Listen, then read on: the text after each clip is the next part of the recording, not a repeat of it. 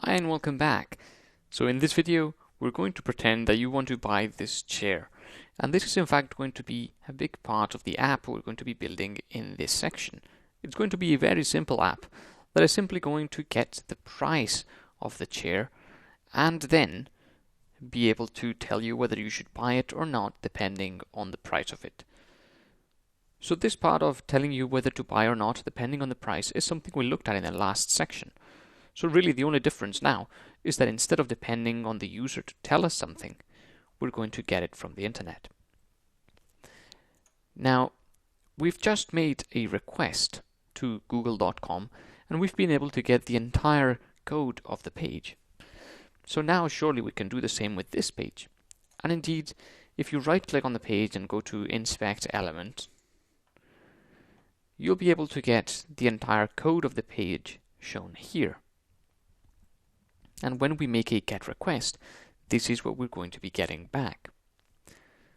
So now select the price of the chair, or indeed any other item that you're interested in getting. You don't have to get this chair, by the way. You can find something that you're more interested in. And then go to Inspect Element, and then it'll show you here this one element that is indeed what holds the price of the chair.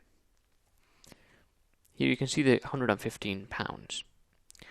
So now we know that this span item prop equals price, class equals now price is what we're interested in. If you remember from when we very quickly looked at XML, remember this is called a tag, this span, and these things are called attributes. And now we may or may not have looked at those, but these are also key value pairs. So item prop is the key or the name of the attribute, and the price is the value of the attribute. So this is a span tag with two attributes, item prop and class.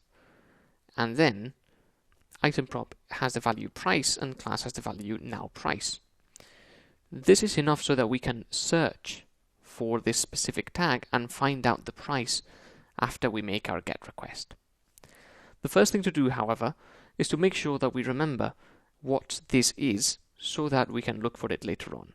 So what I'm going to do is I'm going to write a Python comment here with span item prop equals price, class equals now price.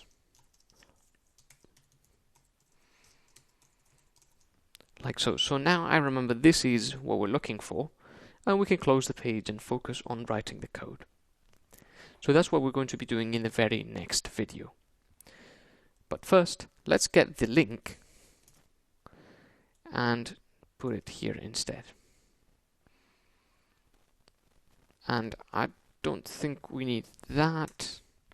We don't need this either. So this is now the link. This is what we're looking for. Let's have a look in the next video at how we can exactly find that. So I'll see you in the next one.